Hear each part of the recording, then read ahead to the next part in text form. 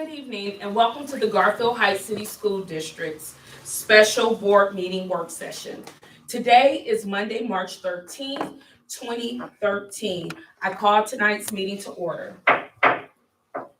Mr. Oko, can we have roll call, please? Yes, Mr. Isom. Here. Ms. King. Here. Ms. Morrison. Here. Ms. Thomas. Here. Mrs. Daniels. Here. At this time, can I have a motion to adopt tonight's agenda? Madam Chair, I'd like to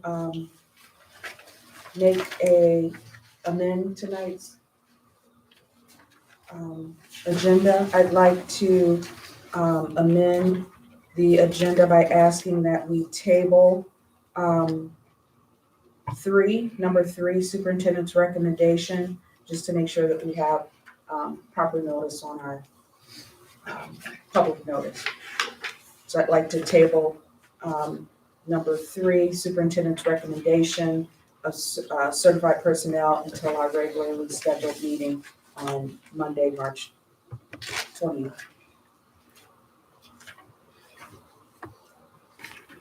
That was a motion to table item number 3, superintendent's recommendation for certified personnel until the regular board meeting of May 20th for the purposes of our meeting notice did not reflect that we were going to take action today.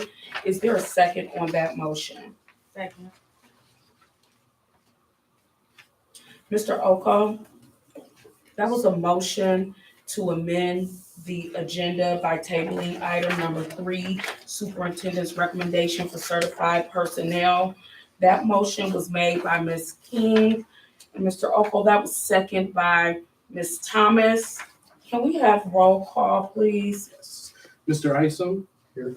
Ms. Morrison. Yes.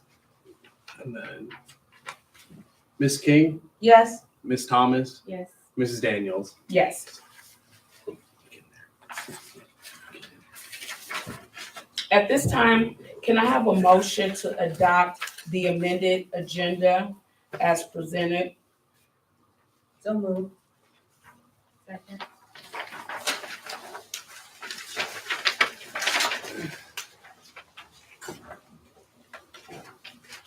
Any discussion? If there's no discussion, Mr. Oko, that was moved by Ms. King, and that was seconded by Ms. Thomas. We'll start our roll call with Ms. King, then Ms. Thomas, and then proceed from there. Ms. King. Yes. Ms. Thomas. Yes. Mr. Isom. Yes. Ms. Morrison. Yes. Mrs. Daniels. Yes. At this time, we're going to move to our first item on our agenda, which is discussion. And in the discussion area, we are first going to go over our agenda for our tentative agenda for Monday, March 20th for the regular board meeting. Mr. Reynolds, Dr. Reynolds, I have to get my language together because I want to keep calling Phil Mr. Saluka. It's our first time. It's our first time, Phil. We're going to get through this. We'll get there. But I'm going to start with Dr. Reynolds. Yeah. Is there anything on our March 20th agenda that you would like to bring to the board's attention during this time of discussion? Yes, Madam President, thank you. This will be an opportunity for me to really discuss school safety. There have been incidents that there's been a little bit of an increase. In our last meeting with the staff, we talked about the February, March. In all of my experience, February, March has always been a tough time. So I want to make sure that we're going back to reiterate what we're trying to do to make sure that we're keeping students and staff safe. So I'd like to have an opportunity to present. And I'll also, within that presentation, we'll also talk about the diversion program that we have developed thanks to the initiative and the revival of this from Ms. King. So we will be talking about that on the next board meeting. In addition, there are just a couple other things that we are working on. A couple of additional contracts that we are ensuring that we continue to have partnerships with not only just the city, but also with businesses as well. The GCC partnership allows opportunities for some of our students to be exposed to apprenticeships, career college readiness, a few of those things, and we feel that this will be an opportunity for us to really allow our kids to benefit from college and career readiness. Those are kind of the highlights of what will be happening in the next board meeting. The college and career readiness program that we're going to be implementing, will it support the students in meeting any of the criteria for graduation skills at all? Yes, that will assist. What we're looking at starting from 6 to 12, sixth grade all the way to the 12th grade. And within those opportunities will be real opportunities for students to work hand in hand or side by side with businesses to learn skills, and also opportunities for them to receive certifications as well. So yes, that will help towards graduation requirements. And is any of the certifications similar to what we do with CVCC, or is this something different, just more of a certificate versus? This is more about extensive? early exposure, That's good. early and consistent exposure to various different opportunities for children. What we do with CVCC is pointing towards specific areas. This kind of gives our kids, and what we learn about our kids, what they're interested in, so we can then create opportunities based on what they're interested in. So that's the basis of this. Ashley, so with our students having access to some of these career readiness opportunities, would that possibly help us gear them by the time they're in 11th grade to have CVCC kind of further support them in that career path? Yeah, I definitely think that opening their vision to different career paths earlier on will help to create a passion or a desire to explore the different programs that we have at CVCC more in depth. And we're also about to launch a few new programs that are really based on where our economy is going. So I'll be sharing more about that in my report on Monday, but we've got about 3 new programs on the horizon ready to start in the fall. That's great. That's great. I mean, I'm glad we have this opportunity and this partnership with CVCC to kind of pathway the students. And I think once kids kind of have a feeling or an ideal of what they want to be when they grow up, that should assist them and motivate them with their academics now. So even when I was a youngster, it changed over time. But it was the exposure of those things that I was interested in to find out whether or not this is a pathway I really want to pursue, or maybe I need to change up some things. So once we start exposing kids, 6th grade is a great time to really start exposing kids to various different avenues, and they can start pursuing them and then figure out, okay, I don't want to do this. Let me see what else is out there. Or, yeah, I really like this, and let me go ahead and move further. So I think the earlier we start exposing kids, the more opportunities that they are, allow them to be a lot more focused, a lot more passionate about those things that can help them with their futures. Yeah, help them understand like 6th grade today is going to equal to the portrait of our graduate. Like that's where we're going. This is what today is about. That's the math assignment is not because the teacher just wants you to waste your time. We're taking you to this portrait of a graduate. That's who we see you as now. I'm just trying to get you there. Okay. Madam Chair, may I make a comment? Yes. Dr. Reynolds, I just want to share, in terms of the safety piece, I spent the morning at the high school, and, of course, they're doing some de-escalation and talking with some students. And the one young lady said, yeah, they not playing. They sent that letter home. They mean business. We shouldn't be up in here fighting. They mean business. So I do want to let you know that the students are talking about the letter that went home, just re-emphasizing that we need to use our words, and that if you choose not to, here are the consequences. They heard it loud and clear. And it's all about expectations. Making sure that they hear what those expectations are, they see what the expectations are, and then supporting kids. Whatever you were seeing where there's de-escalation. Yep. It was working. It's all about supporting kids as well. We have high expectations for them. We also need to make sure that we're supporting that. That's why you see so many different programs there. That's why we're training teachers and training staff members to make sure that we're all on the same page and have those high expectations, yet supporting kids. So those things are happening. Yeah, and when I was in the counseling office, each office had a different group in there that they were working with and talking with and working through whatever the issue was. There was another gentleman who ran up to the third floor, and it was just more of a kind of a screaming match. And the gentleman came down, he sat and talked with me and Ms. Hager. So it didn't escalate to a fight. But I think they're hearing, and the staff's also responding and, helping students talk among themselves and figure it out and to be able to move forward. So I saw that firsthand today at the high school. Yeah, my high school just came home talking about the assembly. And Oh, you yeah. get a letter? I sure did. She did mention the assembly. Yes, I did get that letter. And just, I personally had a conversation with my children because they didn't understand the cell phone usage thing, and just, talk about how, hey, when you call me at work during the day, I can't call you back to one because in the real world, you can't use your phone while you at work unless it's for work, and we're training you. So how you listening to your teacher if you text him? What if you call me? I'm not. I'm not.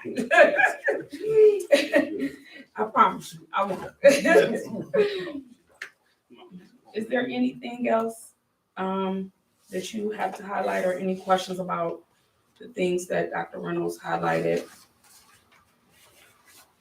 in this?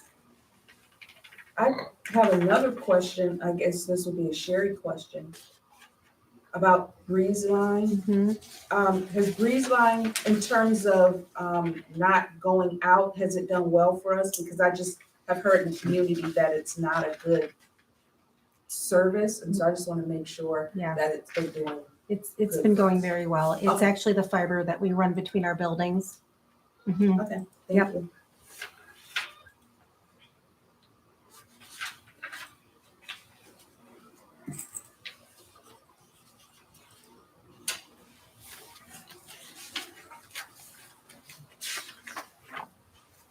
If there's no other questions for Dr. Reynolds, Mr. Oko, do you have anything regarding finances that we would need that you would like to highlight for us at this time? Yes.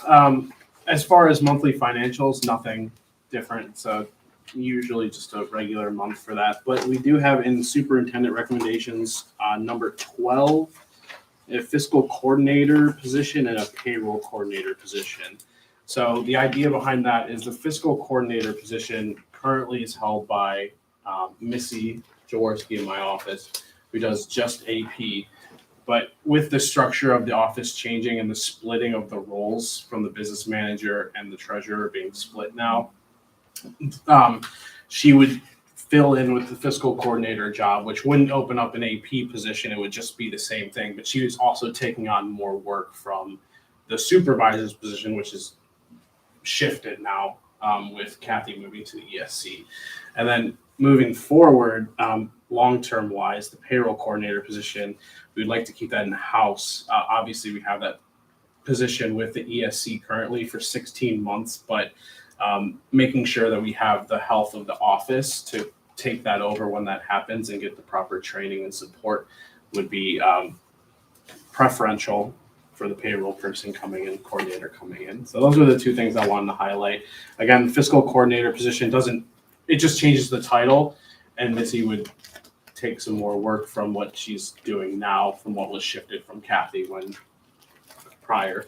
And then payroll coordinator is to have that in-house filled so that we're not relying on the ESC every year for a year and a half.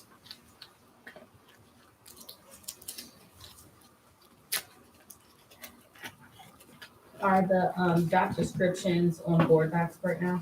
For us? Not yet, Okay. not quite, no.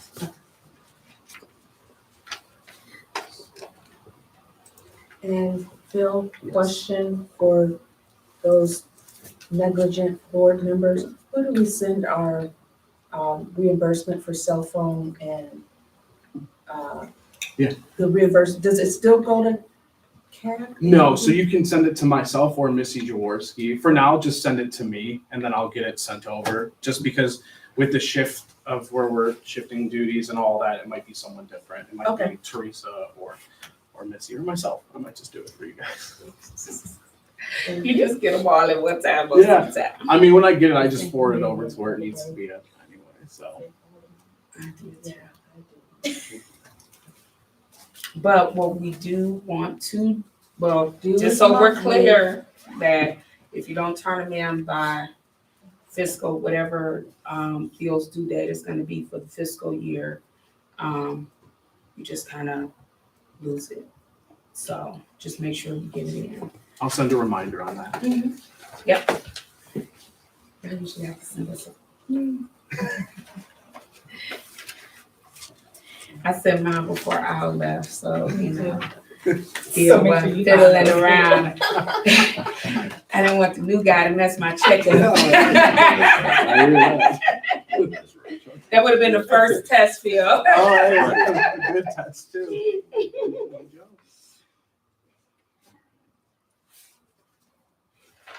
If there's no other discussion.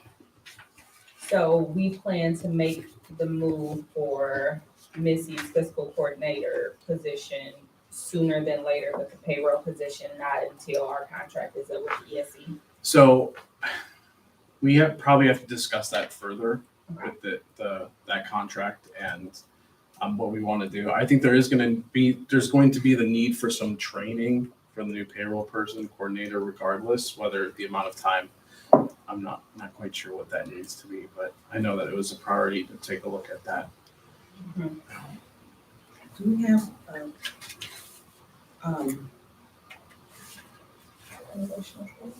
executive session for, We should have an executive session. so that way it gives us time to discuss that and if there's any, We do have another matter that we need to discuss. It should be for next Monday. We should have it. Yeah, we do have an executive session. Is it not Is it on this one? You need to put it on the agenda. It'll be on it'll be at the very end. okay, Yeah, so we can put it, and that needs to also go on, the notice. read a notice. So that was planned from our Friday call. Okay. Yeah.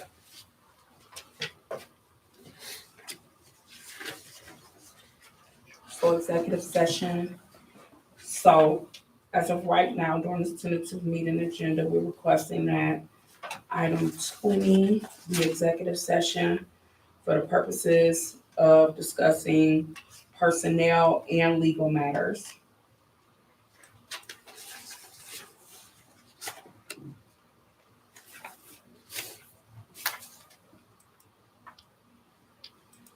And then I'll move item 20, change item 20.1 to 21.1, and item 20.2 to 21.2.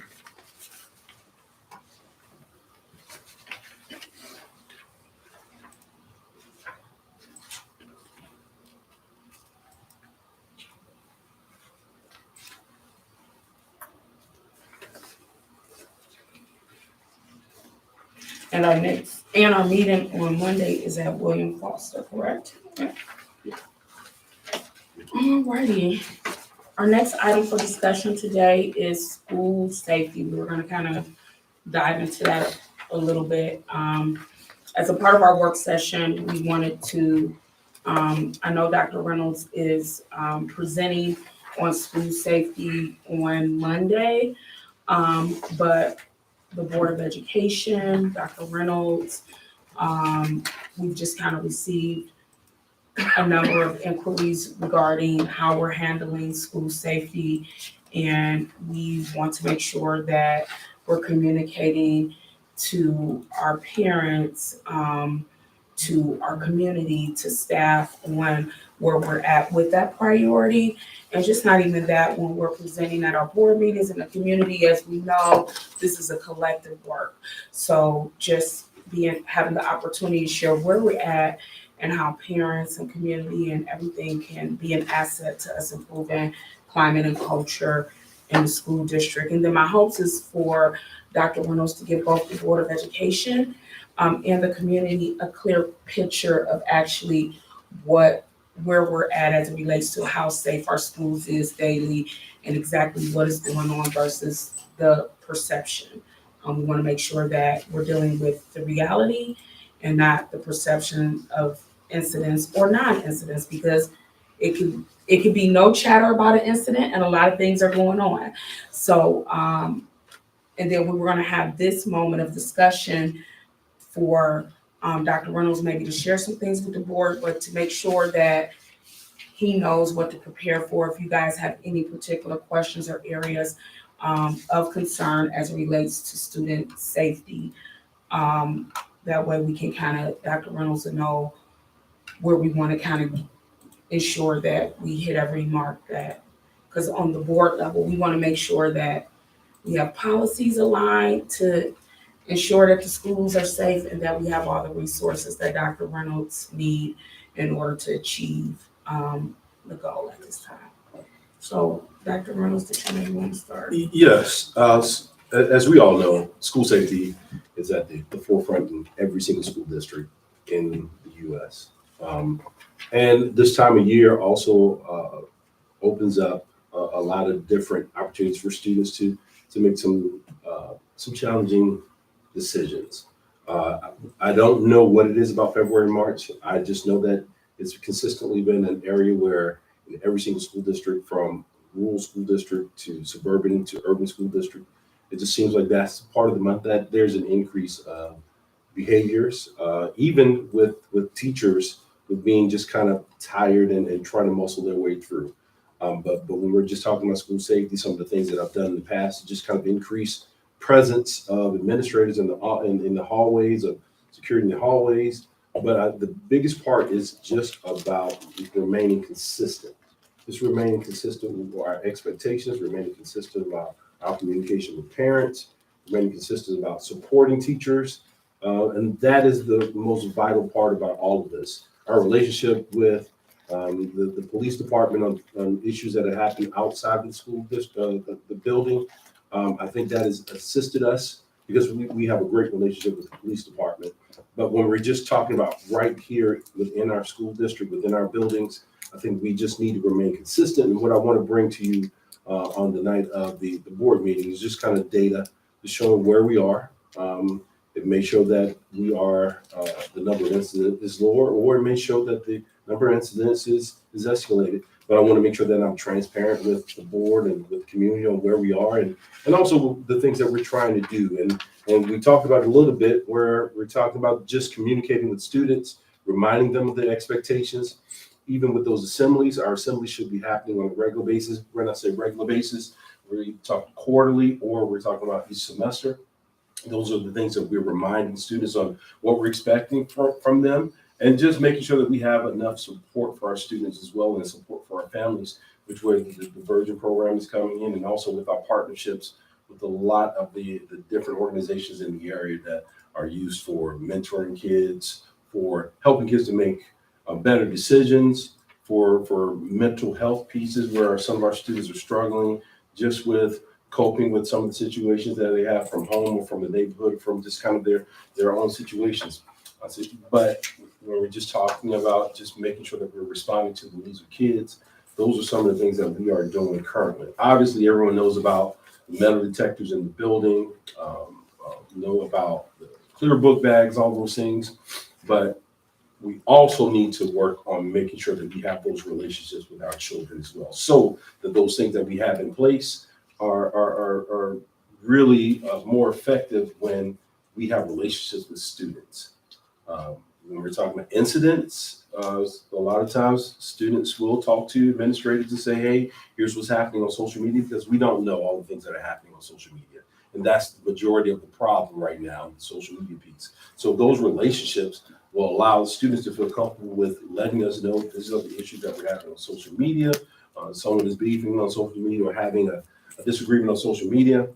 And even with making sure that the usage of the cell phones in our buildings are limited. Yes, there's some teachers who use them in ways that are academically sound, but I think that we have allowed those things to kind of get away from us, and we could have a student in the classroom on one side of the classroom having an issue with another student on the other side of the classroom and never know that there's a situation going there. Social media has become a difficult or challenging tool in all school districts. I said the superintendents, we talk about cell phones, we talk about social media, and those are the things that everyone is really battling against. It's not a Garfield thing. It is just kind of where we are with technology and this day and age and how kids are born into technology. So it's kind of easy for them to just kind of navigate those situations.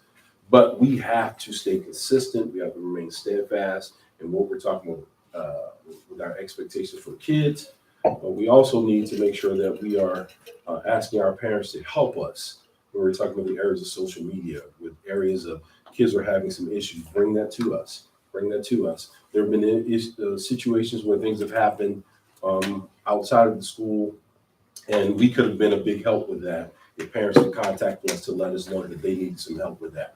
We are encouraging parents to let us know. Here's what happened this weekend. We want to give you guys a heads up. This is what happened on Saturday night in the neighborhood, or it happened Saturday night on social media, so that we know on Monday morning we're prepared. We're prepared to have some things in place to pull kids, to do mediations, to do various different things. So on Monday, we'll talk about those things in specifics. We'll talk about the data, and we'll talk about some of the things that we have in place. And I am open to any of the feedback that our teachers have been given. They've been giving some really good feedback. I've been in the buildings just having conversations with teachers like, hey, how are we doing right now? One of the things was visibility, to ensure that we are very visible in the hallways during transitions. I'm completely with them on that. That is the key, to make sure that there's an adult on the hallway at all times when kids are transitioning through the hallway. The more adults we have at their doors, or security associates in the corners, or administrators at the end of the hallway, the more that we have those things, the more that we're working together to make sure kids are safe as they're navigating through the hallways. But again, the feedback from teachers has been good. A lot of the things that you are seeing has been feedback from teachers. And that is extremely important to me, to listen to those who are in the trenches, who are seeing these things are happening every day, to listen to what they're saying. And that's what we've been doing. And that's why you've seen some of the things that you've seen so far. Thank you. I got a couple questions. I guess this is Sherry question first, and I know, when I go to like Cleveland Clinic, my phone becomes dead. I can't call out. I can't get on Wi-Fi unless I get on theirs, and I have to, go through like something to get approved to be on their guest Wi-Fi. Just as maybe a future goal, when we're talking about some of the challenges that we're having with cell phones, would a school district be able to possibly, how much is that kind of technology? Will we be able to possibly do that to kind of support some of the things? So I had an amazing time this Saturday on the fan bus. But what I did notice, the kids were great, but the airdropping, like it was happening, and I could see how this could be a distraction in class. Kids were like, could you please quit? Like they were like, they didn't know who was doing it, and they're being disrupted without even inviting it in, so versus just a couple students having an issue. This is another piece of technology, and this is my first school year with hearing about the kids getting random airdrops all day at school now, versus spreading things through a small group. It can get to a large body real fast in the district. We don't know what's going on because they're sitting there with it. But I wonder if school districts are kind of talking about it as we're talking about these technology barriers, or do it become a safety issue where we're dead zoning? Could our teachers continue to stay, in place. But if they did use our Wi-Fi, at least now we're able to track activity with those cell phones because they're signing in, like at the hospital and places of those sorts. So that's just a suggestion, or I don't know what that technology cost is, maybe, but I see that, we know all schools, social media is an issue. That airdropping, I seen how disruptive it could probably be In the for classroom. students. Oh, yes, and the kids they didn't want to participate. And they had no choice, their phone just going off, because people's airdropping.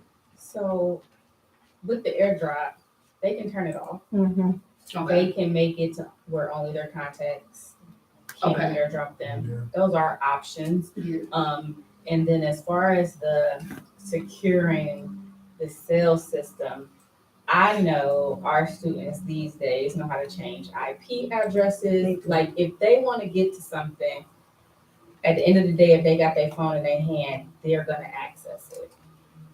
So I think it's, something that we think of on a higher level when we think about, our policies, like what is our cell phone policy?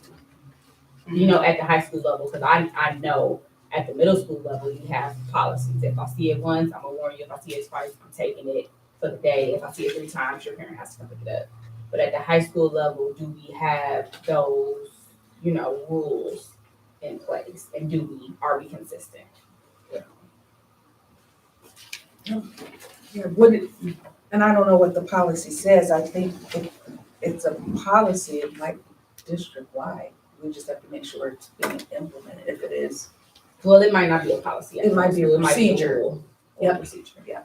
But it's a good question. Do we look at what revisit what our cell phone policy says? Because I know there is one from when my kids were here, but it could have changed if that was years ago. Because I know I was trying not to, when I was threatening them about their cell phone usage and leveraging the district's policy. So it's gonna be a nightmare in high school trying to enforce it, just being very honest, but, if it is causing that much of an issue, which is leading to,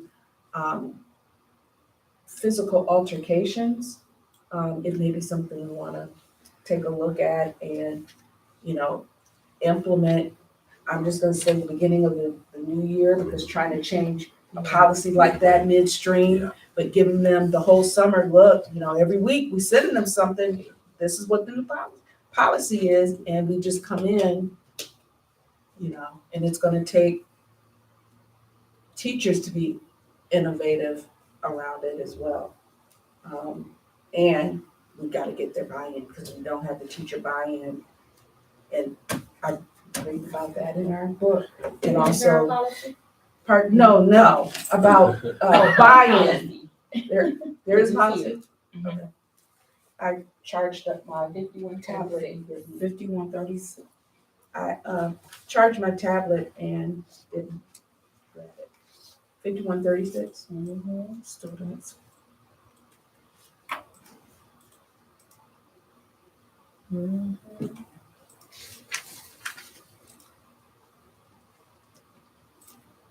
I know I've been in some classrooms or systems where they're just collected at the beginning of class and then you get them back, or they get put in a little and you give them back. And nobody wants to give up their cell phone. I mean, Well, so our we- policy indicates that for purposes of this policy, personal communication devices includes computers, tablets, iPad-like devices, electronic readers, e-readers, Kindle-like devices, cell phones, smartphones, telephone paging devices, and all other web-enabled devices of any type.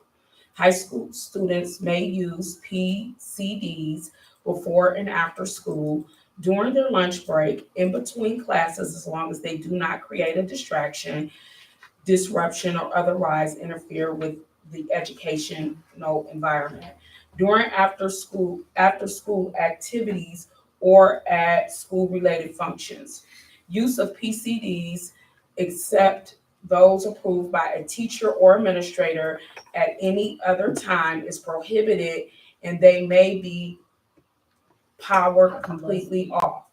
They must be powered completely off, not just placed into vibrate or silent mode and stored out of sight. Middle and elementary students must have PCDs powered off and put away during the school hours. And it's a bunch of other stuff in here, but that's pretty much. Would we need to revise it It's because more of to the it. use of tablets and laptops, or wouldn't fall underneath this policy because they are provided by the district? Except those approved by a teacher or administrator. So it says, except, when the teacher or administrator usage. I think personally, and you said something very powerful, Malek. You said you used it as leverage as a parent, knowing the policy to kind of help you. You supported the district in encouraging your kids not to use their devices. And I think the letter was a good first step for us getting the parents engaged and involved to remind our students of expectations at school. And I think that one thing, we need our parents to partner with us in some of these things to kind of support what we expect. But the only way they know is if we're communicating with them effectively. And we just need to improve communication with all stakeholders. And I know one area that we utilized during the pandemic were the town halls. And we did them virtually to kind of do some things. And they added some other things that were not COVID related. I remember a Zoom about internet safety and cyber stuff. I mean, it educated me as a parent because it's new all the time. And maybe just doing some town halls with our parents and our stakeholders to share the expectation beyond the students. I do appreciate the letter from the high school. I think this may have been the first time I've gotten a letter from the high school about issues relative to the kids, because usually it's just communicated to the kids at the middle school and high school level, and there's like a stoppage, And so it was good to hear the message and you guys use multiple ways to get that out to the parents. I think I got an email, I got a remind, I got a letter in the mail. So it went out, and I got it for every last kid. So, no, and just even getting those correspondence like that in the mail. I know that we've got technology savvy, but I'm like, oh yeah, just keep us abreast of whose mail get returned or not too, these little touch points. But, so I think, yeah. And I'm actually working with people services right now to create the town hall meeting. The first town hall meeting will be on regarding social media, safety, using cell phones. That will actually be the first. I had a meeting with Gina, Miss Wilson, to talk about exactly what this will look like. So we'll have more information for you coming a little further. Okay, good. Because when we have expectations, we have to make sure that we're putting them out. Not also people always got to come in and find it is so urgent that we have the duty to make sure that we're communicating out to our parents, our students, that the same message is everywhere, and that everybody's getting the same message and know the expectations, because they can't support us if they don't know, what we need from them, if we're not communicating it regularly.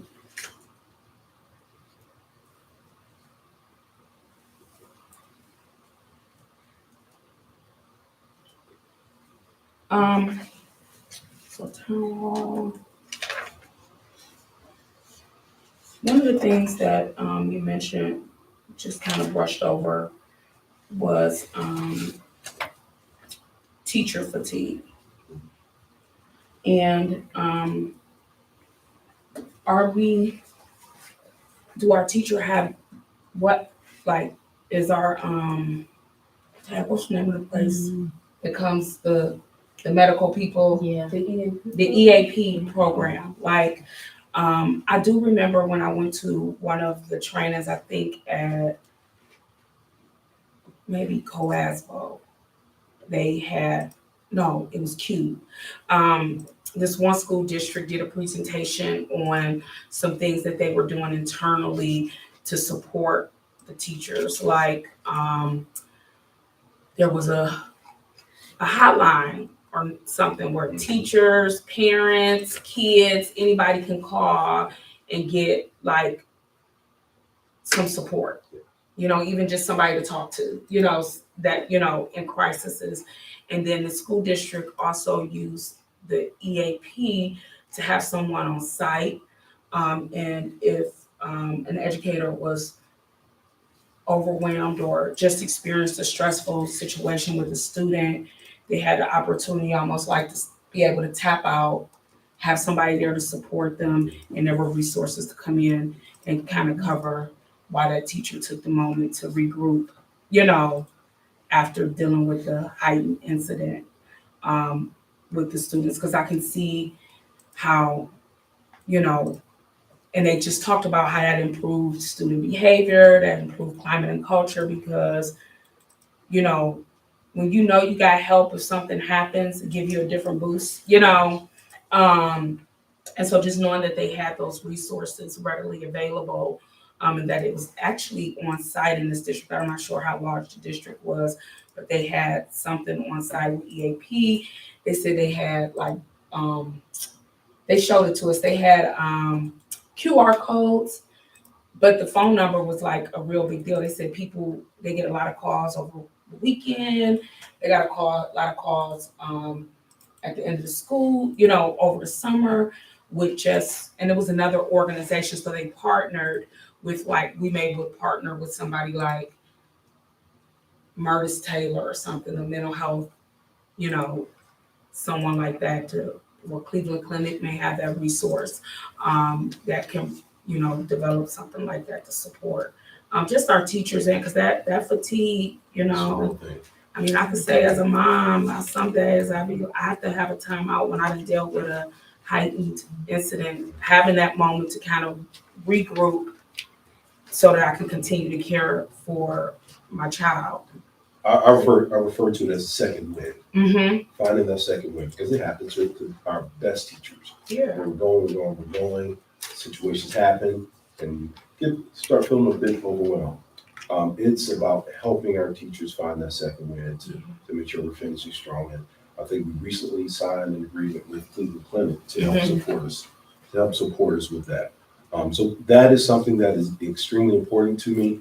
We're also trying to. We have a new partnership that we've been doing some things with Marymount Hospital as well, Cleveland Clinic, Marymount. So we want to continue while we're also having conversations with Marymount about making sure health pieces are available for some of our children. We also want to make sure that we have some mental health pieces that are available for our adults in the building as well. That is something that is important that we continue to build on what we already have situated or have established in the district, and just to add on to those things. The same way what we do with our students when we have organizations we work with, we mix it up a bit. And I think we want to do the same thing with our students, our teachers as well.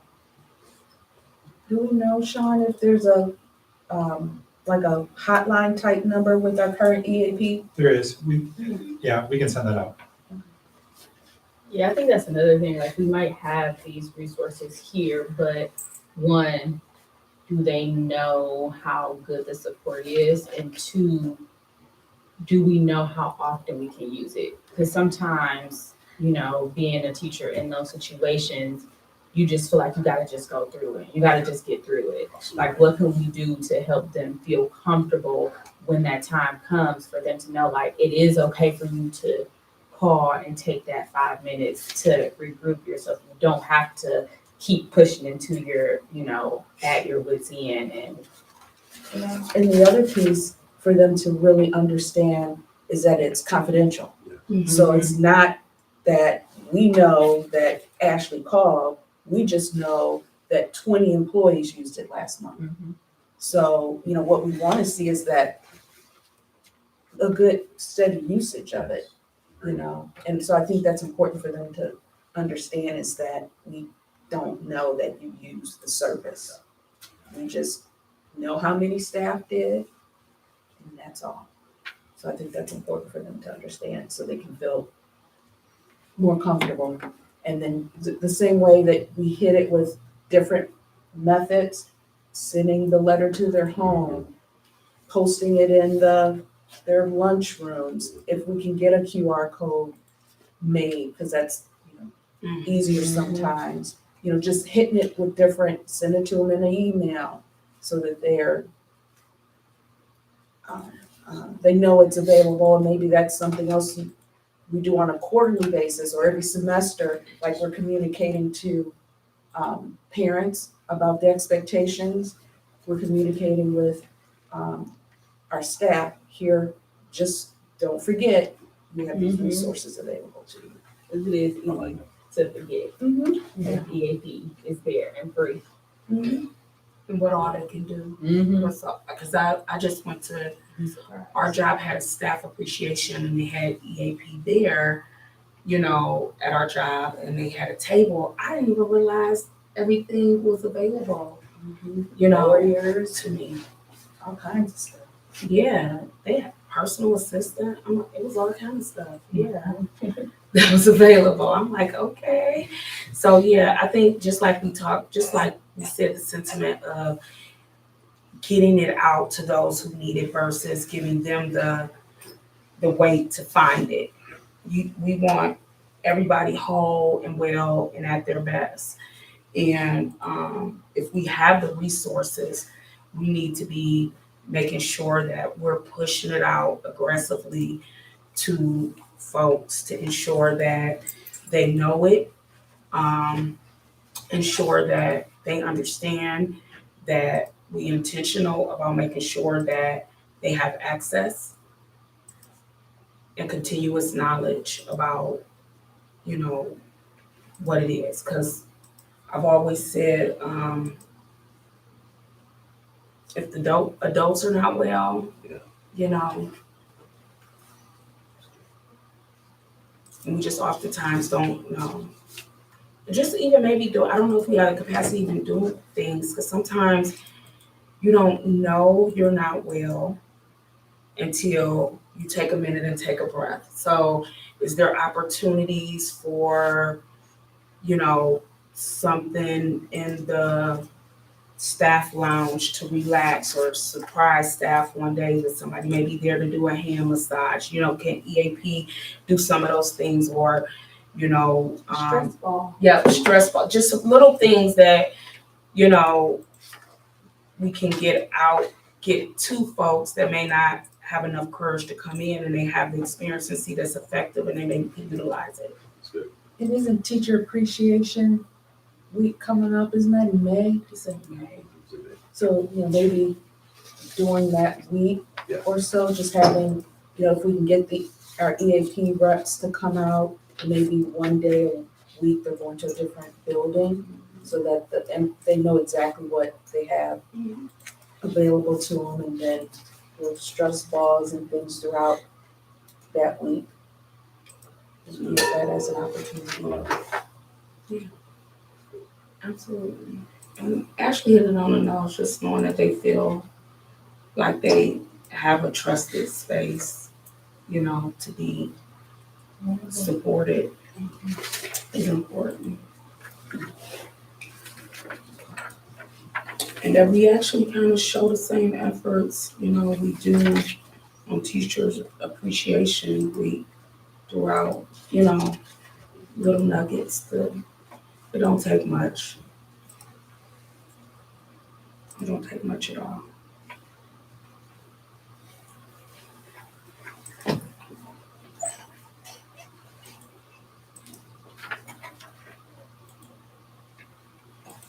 Dr. Reynolds, when you talked about visibility, do we currently have enough security associates to support that?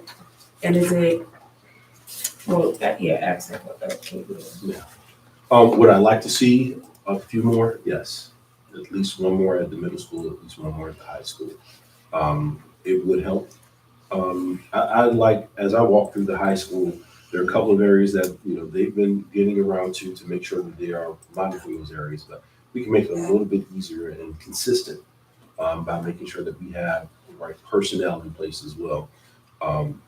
Eventually, I like to get to a place where we have someone as a dean, not just for just strictly discipline, but also for visibility, also for connecting with students, also just building those relationships. An additional person to help with while they're working on those sort of things. Our administrators can continue to be instructional leaders in the building as well. That goes along with safety, but it's a little bit more. I don't want to just kind of paint the dean's position as something that you just strictly just discipline. We're doing this because we have an increase of discipline. No, we're doing this so we have another person that they connect with and allows the administrators to be instructional leaders. So eventually we'll be coming to a point where, and I'm working with Phil on these things, and because what we're trying to do is to look at our title funds and see how we can better utilize those title funds to look at some personnel, to look at other opportunities for kids, but that's a different conversation, but that's what we're thinking right now. One of my And grants as well. one of my past school districts that I worked in, it was like a dean of culture and Yeah. something. Yeah. So it's this person's creating the culture that we want to see, the bulldog culture that we want to see. So it doesn't focus on the behaviors, but it's focusing on creating the culture we want to see. Yeah. And supporting our students and staff in that culture we want to see. Michael borrow that title.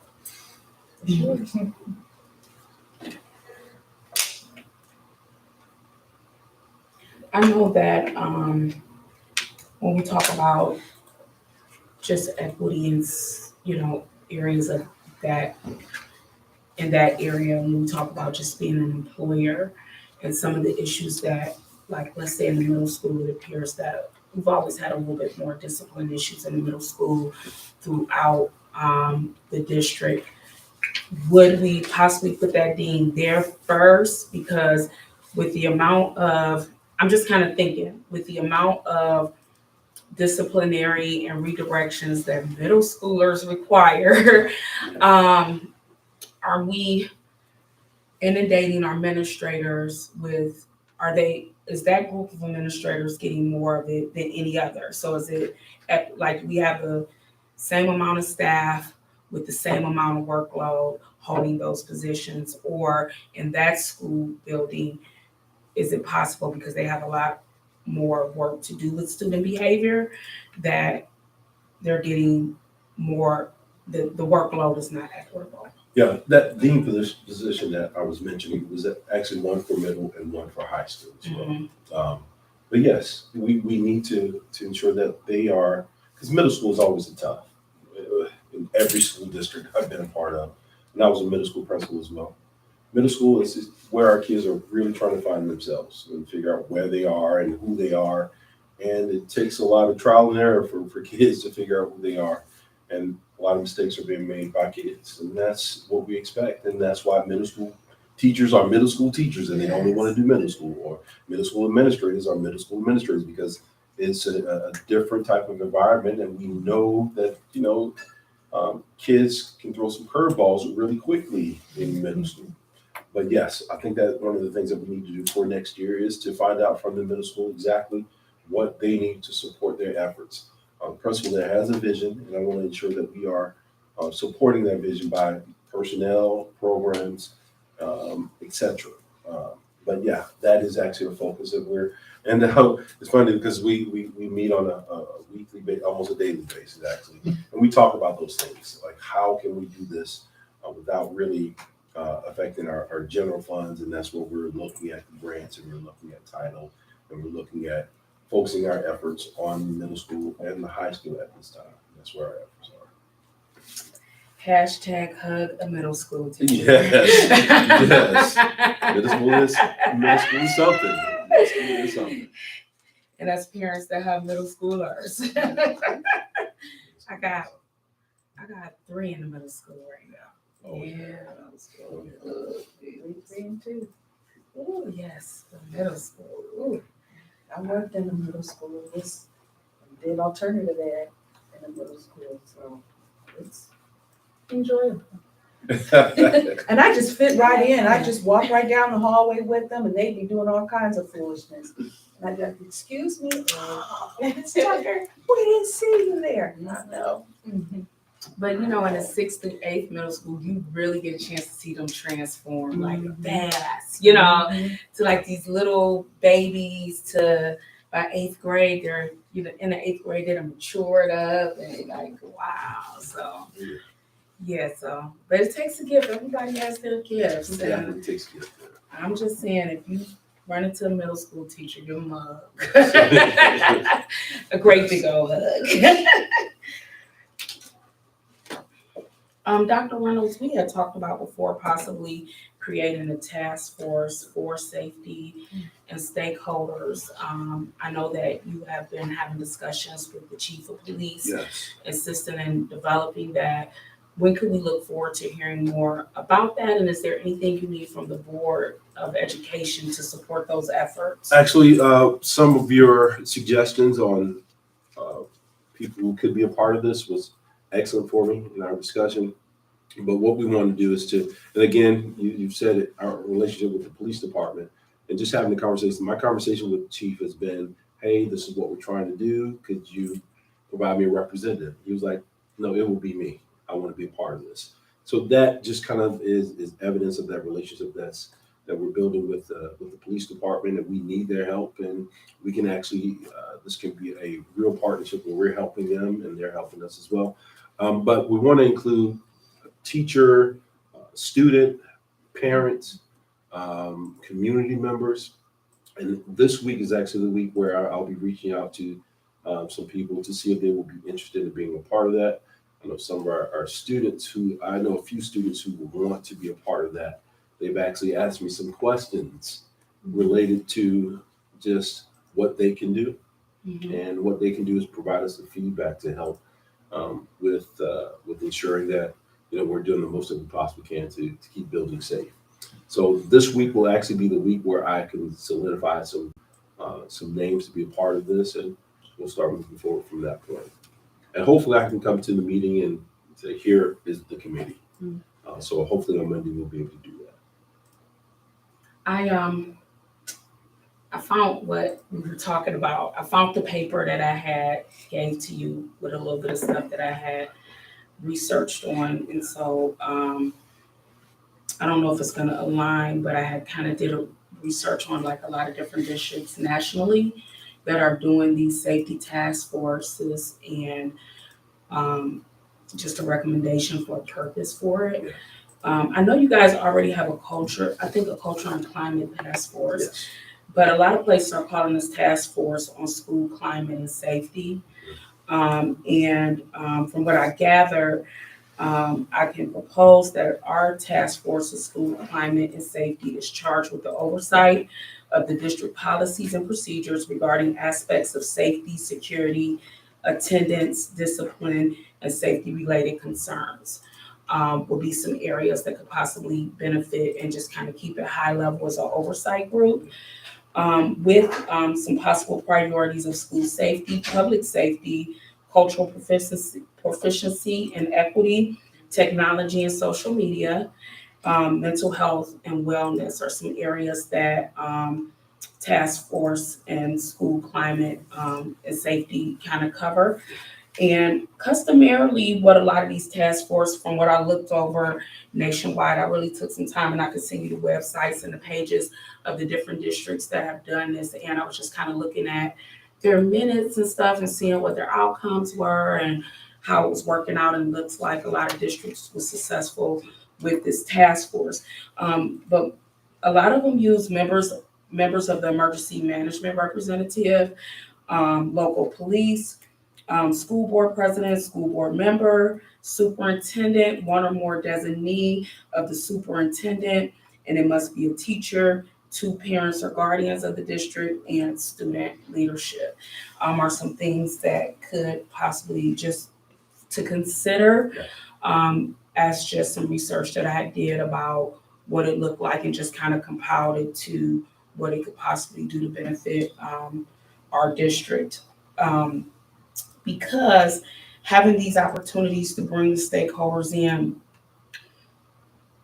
1, 2, 3, 4, 5, 6, 7, 8, 9 people do not have all the answers. We don't have the diverse perspective of our community and our stakeholders. We have a very diverse group here, but we don't have it all.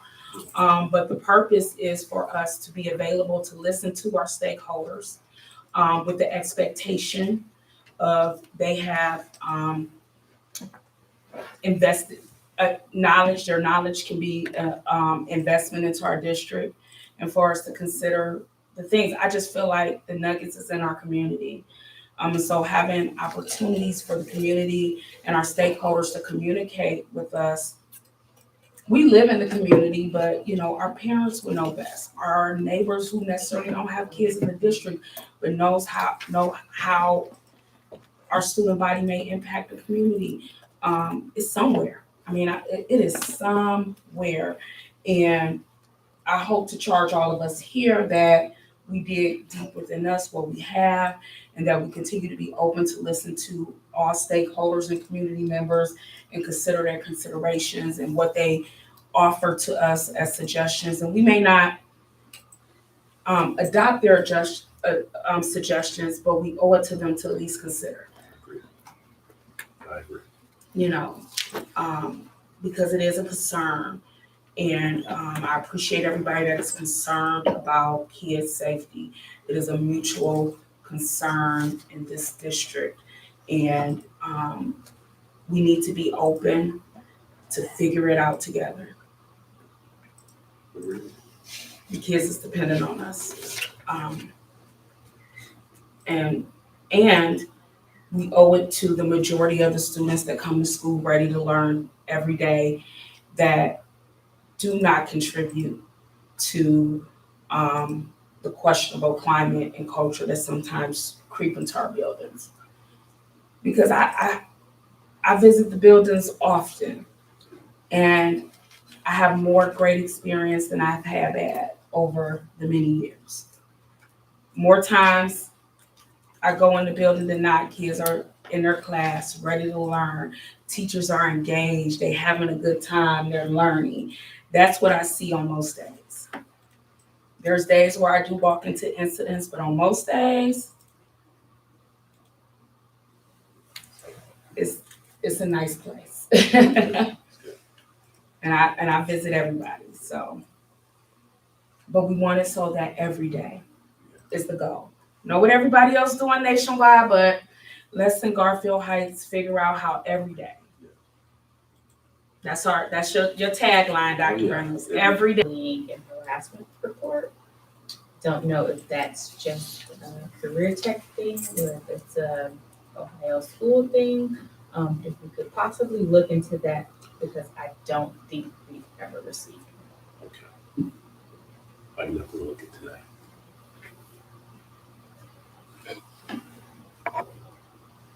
And I can send you mine too. That would be good. That would be good. And then another piece we kind of maybe need to push out to our students is we do have do we still have the number if they like suspect something is happening? The hotline? You know what I'm talking about, Sean? What's this? It was a Anonymous, billion. yeah. We still have that? Mhm. See, I don't even remember. But those are things that our parents, our kids, they know, and we keep reminding them that that's available for them to anonymously report if they don't feel safe at school. Or if they witness something with one of their peers or something like that, and that's an avenue of communication, and then making sure that we're following up on those, which I know that in past history, the principals, Go Guardian or whatever, they got a niche when I was getting a call like somebody hit the house alarm, like Yeah, your kid was just on there 5 seconds ago, and they said like, "Hey, they talking to each other." You're just playing. So yes, this is good stuff. Thank you for the this dialogue up to this point. Is there anything else anybody would like to see from Dr. Reynolds as it relates to where the district is at as it relates to school safety?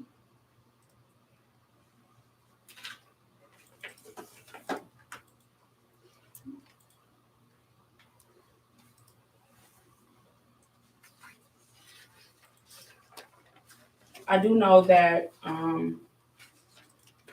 a few council members shared their concerns regarding school safety, and I think I emailed council president and the two council members to offer if they wanted to do a safety committee meeting through city council, that Dr. Reynolds would come and sit on the panel. We did that before with Mr. Hankey, and it was he brought back some good dialogue from the community, and it was a good touch point to get what we were doing and what we needed out to the community by going to city council's safety committee meeting. It's at their discretion. We offer Dr. Reynolds availability. So I'm sure that when they get the opportunity, if it's the interest of theirs, they'll move forward with scheduling Yeah, that safety committee meeting. I'd be happy to be a part of that. It was really good. I heard it was very successful last time. Okay. We don't have do we have a discussion on here? This would be other matters.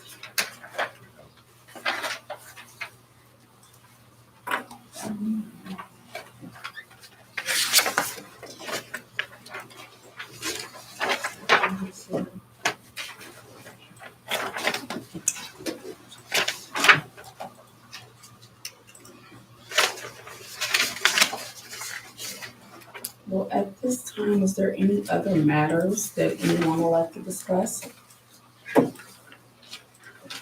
Namely, the book.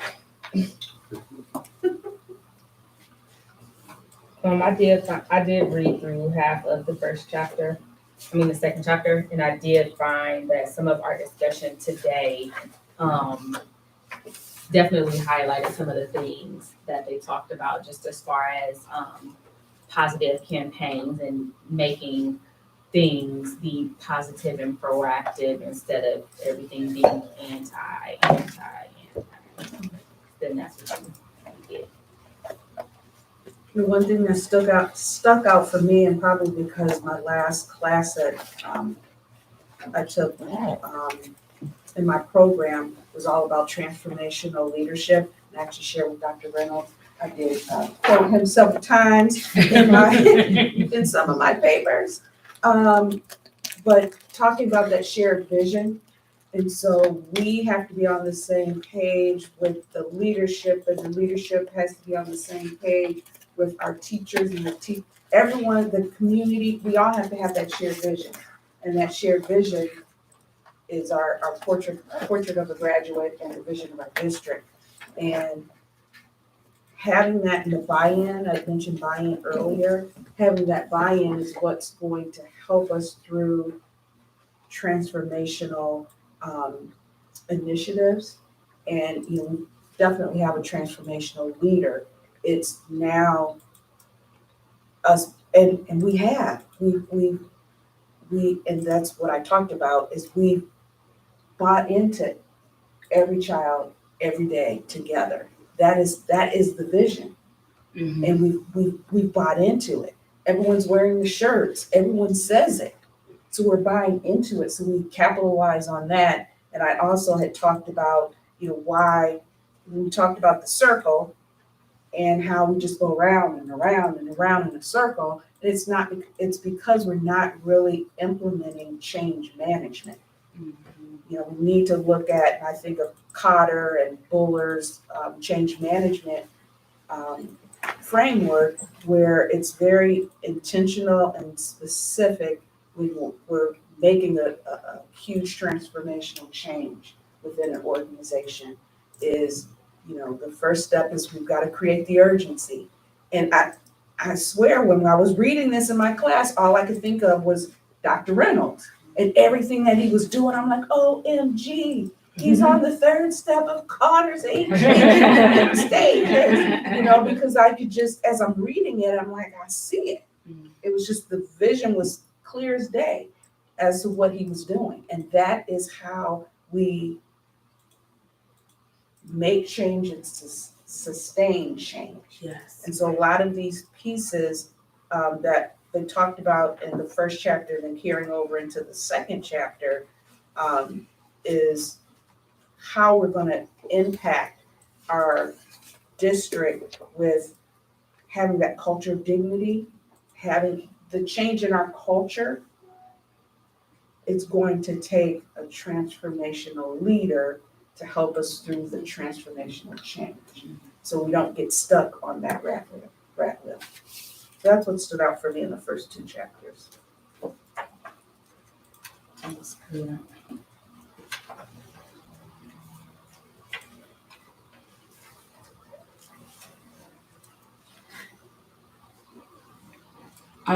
For me, I can even say that my discussion and the questions that I had was really driven by some things that I've read today, just having that, being focused on that vision and really not our deficit, but what our asset and where we want to go, and putting that in the forefront. And it just kind of really changed how I look at all of this, and how we need our students to actually see themselves and see the things that we're doing. Because, like they indicated here, anti this, anti that always comes with resistance. You lose people. But setting a vision on where we want to go, you can deal with all the antis moving forward and capturing what you want your end result to be. And so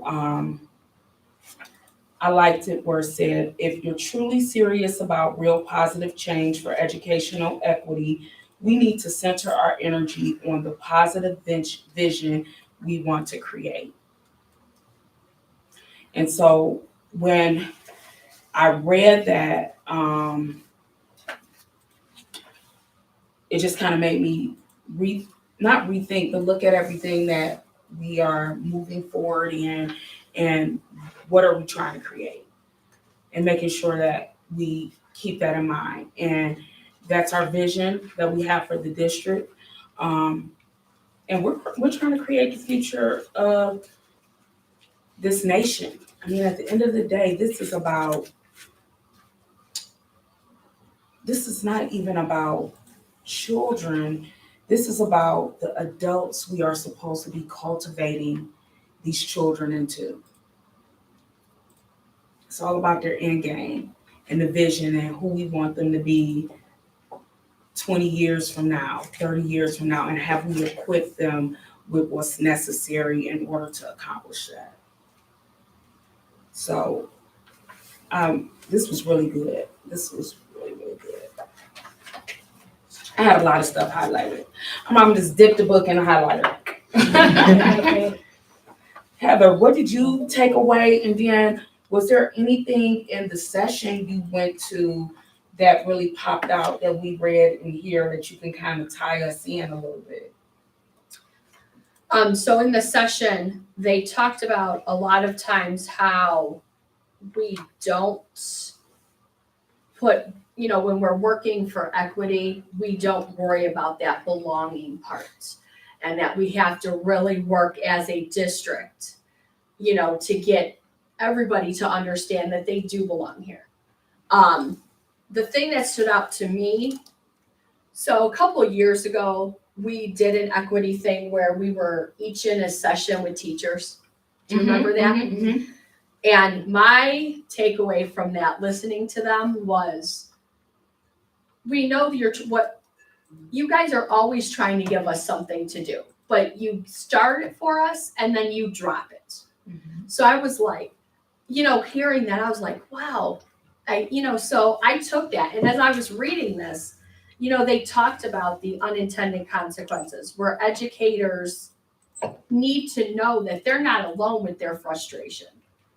And that we need to let them know, we're as frustrated as you. We're gonna back you up. We're gonna be there. Because in the end, the casualties are our students. And so we, want everybody to know, we want you to belong in our district. And so that was my biggest takeaway.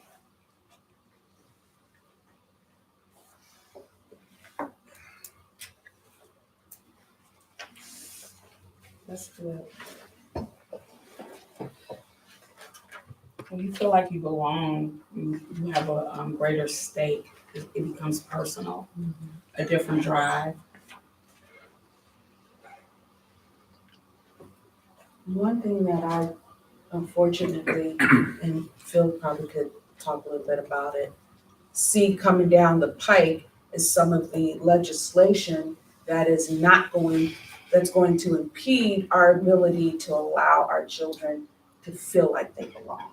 So that's hopefully Yeah. not coming down the road, but I see it coming down the road, and It's an interesting time down in Columbus with the legislation coming down, as you mentioned, and usually in years past, things would start up with a new legislature, and you get to a certain point, then you sit back and you're like, it's not going through. The way it's going now is that things that could be very consequential of what we do in our mission are moving fast, and they're moving fast, and there's not a lot of time for administrators and board members to get there and get their voices heard. But I mean, there is always that opportunity for us to do what we can and to make what happens, make the situation the best it is. But unfortunately, you are right about I that. was on a call yesterday and they were talking about, some of the things that were coming down the pipe. And I know SB1, they were saying, like, I think it was SB1, that even some of the Republican, both sides were not going to vote for it. Right. Because of all the unintended consequences, because there's so many little pieces dealing with SB 290 and if it affects it or eliminates Oh, it yeah. or, So so there's a lot of unintended consequences. So it's too much, too fast with that one. and that one is huge because we've already been talking with some of the treasurers around here in the first ring that, say if House Bill 1 does go through and the consequences happen, we're nervous that all the consequences that happen because of that will be shifted onto the school, the district, and not everything at large, everything that's affected by it. But it's easy to pick on the school district because they're the ones who are negatively affected more often by some of the past legislation and more so what's coming up than it is for other entities to work with that. And I know that the legislators who proposed that don't understand the financial piece behind what they put in place back in the 70s. Mm-hmm. And that's why they're canceling testimonial hearings for us last minute at 2 or 3 in the morning. We can't get down there to even talk to them. We can write to them, which we're doing, which you'll see next month. But it's really difficult to gauge whether we have a voice from Garfield Heights down in Columbus. They have a House Bill 1 scheduled for another hearing tomorrow. Just got the notice today. Yeah. And I hear if it's too much attention, they cancel. They sure do. And cancel at the last minute. They canceled last week. And then you have to get your testimony in before the day before. It has to be into the clerk. And sometimes you don't even know the hearing is happening before you can get the testimony piece in, which is just a struggle. And then not to mention we're 2 hours away. So it's difficult to plan, but it is something we all deal with, not just Garfield, but Bedford, Maple, Cleveland, we all deal with. Yep. Sorry to take us off track, but when she mentioned belonging, I thought about some of those things that are coming down the road that will really, we've come such a long way in terms of making sure that all of our scholars feel welcome any way they show up. And to think that we would have to do some of the things that they're proposing and kind of take that away from them is very disheartening. Absolutely. And I guess, this is what we have to figure out, what the school is not allowed to do. How can the community support our students? Where there's an understanding that, I know that here, they're just not allowed to, but that's not their intention, but they're still taken care of, and that's the thing.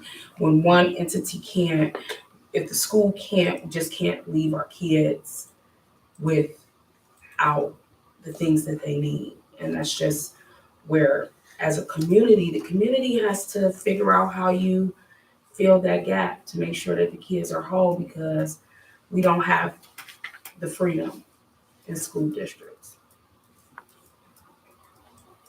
We don't have a lot of freedoms that other places have. And then they have the backpack bill coming down too, but that doesn't impact a district like ours that's a capped district as much as other districts, correct? That's not really. Yeah, that one is more, it's more focused on the voucher program. Mhm. They're really pushing the $7,500 per student wherever you go, no matter what, no strings attached. And our point is that we're a cap district and we don't get $7,500 a kid. We get $4,600 as our index share from the state. Mhm. The rest is made up from our local property taxes. So to give a student or to give anyone $7,500, like a check, and then we only get $4,600, but we're providing the same educational service as another district, that's where the issue comes in, because we're not getting that full amount. We're getting less than that per student based on index share with the state. So, and that one failed in lame duck, and I don't know how far that one's gonna go in the 135th, the backpack bill. But yeah, it would, it wouldn't financially affect us, but it is not fair to Garfield, the district. What's not fair to the taxpayer, because if I Right. should be able to have the same accountability for my tax dollars, then, but do they now have the same, like? Yeah, because we must, have the highest standard. We have to have licensed teachers, unionized employees, provide certain benefits where. I don't know that. Well, for example, Yeah. if a student goes to a non-public, non-chartered school, which could be, we have a few in the district where they're PO boxes, they're registered through the state. Mm. You can get, through the backpack bill, you would be able to apply for it, get $7,500 per student. And a lot of these places are homeschool or, it's a family member teaching, so they get there's no accountability on the back end. They don't have to do state audits. They don't have to run reconciliations every month for it. So, those are some of the issues that we have as as traditional districts, is we have to follow hand and foot with all these regulations for less money than we get. And you're going to pay out through this program, and there are no accountability measures. So, and it comes from the general fund. So, they're decreasing the general fund 5%, but this is a big part of what they're adding in July, hopefully, which is another issue within itself. So I wonder, even with that $7,500, are we still responsible for IEP evaluations? Like, is the public school still responsible probably for those big things? That's a great question. Yep. Yeah. Ain't that interesting? But then we can't bill them for it. That's Yeah. that's interesting. Yeah. So they still are students. So the Yeah. big ticket items like evaluations and IEPs and special education services and things like that, we still have to carry those. Not services, but like if it's, something exceptional, I remember in our thing, somebody was sharing how we sent services. Dr. Pre went down to the school and made sure that, you know, their kid at a private school had, you know, the resources they needed. And I mean, even if we do have the ability to charge excess costs to a district, we're probably not going to get full reimbursement back. It's a percentage of it anyway. So I mean, for the district net, it's a loss for those services if we have to provide them for students that utilize the backpack bill funding. We'll get maybe a percentage of the services, not the educational part. Majority of the time, though, they come back. They come back because charter schools just, you know, parents are used to having layers. They can like move up when something doesn't go right for their children and they hit that wall fast. Like, this the only person? Like, yeah. End all be all. Well, they have boards too. Not quite like, you know, they don't have all the flexibility. That's a lot of parents complain, like they don't have, it's not quite like this. Not the same. Well, there was some good stuff in our other matters. Thank you for this book. Really good, changed my mindset. It's helping in all aspects. 'Cause, you know, we're constantly going around in circles at every other level of education that we're working. Yes. What was refreshing as I read some of this, like Millette said, I seen where we were already doing this work. You know, so that's kind of, you know, we're starting to move in this direction. Is there any other discussion or questions? Do we all know who's going to Cube and who's going to class? I'm glad. Did I send you an email about that? Yes. Okay. Yes, you did. He's gonna get that together for us, right? Or is somebody in your office gonna help get that together? You want the itinerary for it? Well, not just, if we can just kind of get where everybody's going, where everybody's staying. So the group that's going to Cube, get where they're going, where they're staying, so people know how to connect. And the people going to Coaspo kind of get the same thing. It's not a detailed itinerary. And then if you guys have anything that you signed up, any type of dinners or anything that you want to go to, make sure Phil has it. Yep. So we can pull it together and we can work on it in one of our meetings. Yeah, I just need who's going where and then. I'm going to Coaspo. Okay. I'm cool as well, but I did all of my own arrangements, so. I I sent everything. I sent everything to Al. I sent my receipts to Al. I don't even know where I'm staying. I don't remember. Okay. And then who's going to Cube. Cube? It's not Q, it's OSBA, OSBA. No, Right. NSBA. NSBA. The National School Board. I was gonna go, but now I have a conflict. Oh.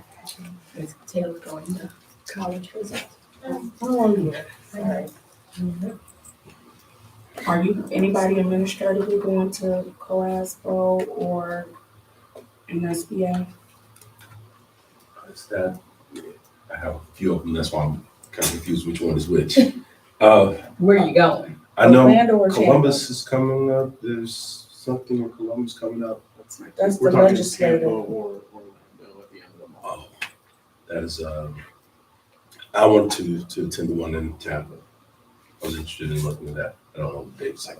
That's- It's all the same. Yeah. They're the same dates, basically. They, Yes. With competing efforts again. You was at the last one, so you. Yeah, I saw exactly what was happening there, so. Is that Tampa then? Yes. yes. And the flights to Tampa, so. just so you know. Huh?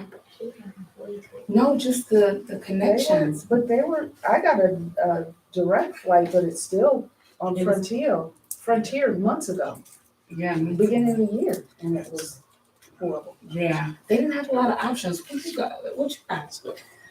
No. You ain't got a good option because I got my flights a long time ago. Now I just got my hotel and Yeah, I'm probably at the Super 8 somewhere that I don't belong because I'll just camp out at the lobby in the nice hotel.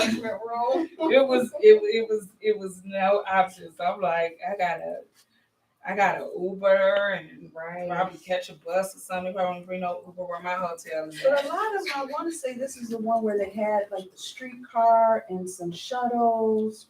From the airport. All No, those from were the booked. hotel. Yeah, I had to go outside That's of why this. when it first came up, I was asking, and I just said, can I check out and make my arrangements? And he said, sure. Yeah, I'm gonna be I like, just- Malette, I can go But back I here. can staying. So if y'all can get that to Phil, and so what he's gonna create for us is just kind of an itinerary where everybody's hotels, where flights are at, so we'll know who's coming in and out and when. And so we can arrange some dinners and stuff and see if there's anybody we need to meet with or if there's anything going on that we want to register for and meet up. And so we'll go over that during our meeting, what that itinerary will look like. Or if not you, whoever you designate, it can be Teresa will probably send it out. Yeah, so if you have Teresa call me, I can work it down with Teresa and we can work on that together. I love Teresa. I love We go Teresa. way back. We go way, way back. Is there any other matters for discussion this evening? Oh, I attended the OSBA Black Caucus orientation and meeting this month. Of course, the highlight was this OSBA group is going to, I think Jennifer Adair is the president out of Columbus. And the elect chair of the group is Anthony Gomez out of Cuyahoga Falls. OSBA? Black Caucus. Oh, Black Caucus. Yeah. For the Black Caucus. And this year's group is really doing some focusing on more advocacy out of the Black Caucus. So we did a lot of time talking about the House bills and things. That House Bill 1 is what everybody's talking about, and where we stand. And they were actually talking about becoming a network. Like we need to know who our fellow school board members, representatives are, and them letting us know where their reps are standing on some things so that we can get, we all know where to slide, which way we're gonna push the boat.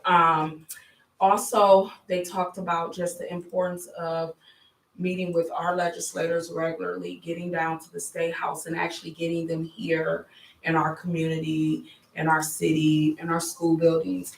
And they talked about, especially with this House Bill 1, us really having a collective effort with our city council and mayor on what's the message coming out of our city, and what is our position on this to really push, because it's going to impact both the school district and the city. And they talked about how mayors and board members and council presidents are going down collectively testifying, about the impact that it's going to have on their city as a whole, and really just kind of making that robust voice.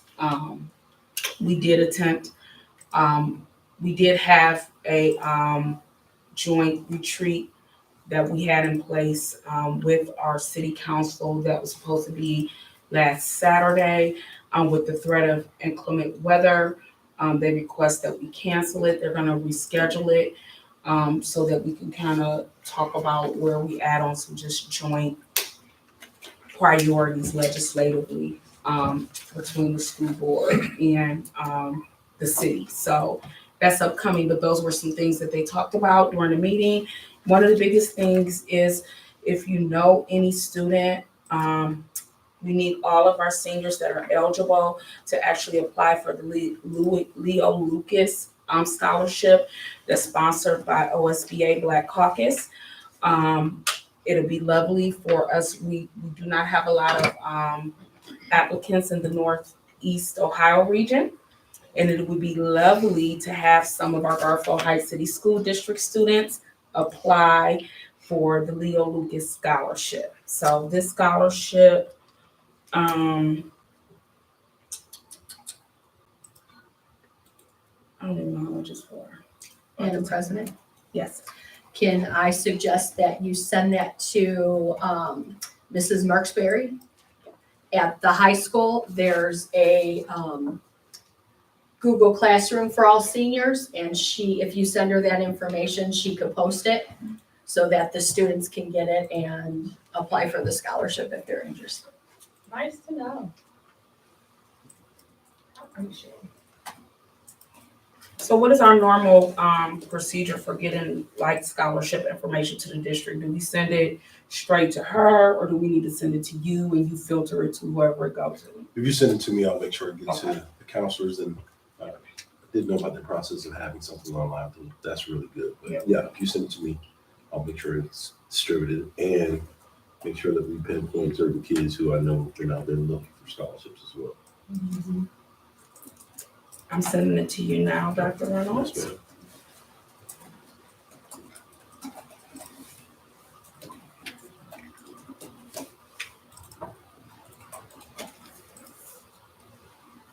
And I guess since we're in a public meeting, I guess it'll be good to even so if community members know of scholarship opportunities, because I see it on my social media platform all the time.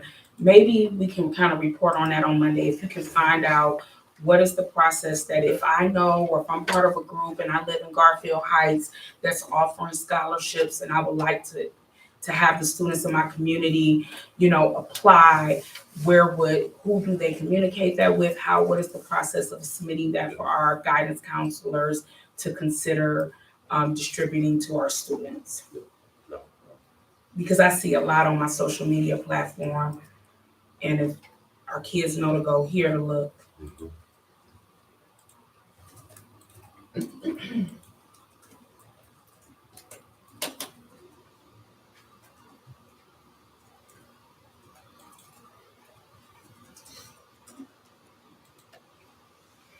I have to do it now because. So I would love to see a nice stack for the Northeast community and possibility. They pick a scholarship for each region. So we go down to Columbus on a Saturday and we break out in rooms and read scholarships and grade them and all that good stuff, and come up with our winning scholars. And you don't do your region, so other people do different regions, and it's kind of cool. So, is there any other matters? If there are no other matters, can I have a motion to adjourn this evening's meeting? Second.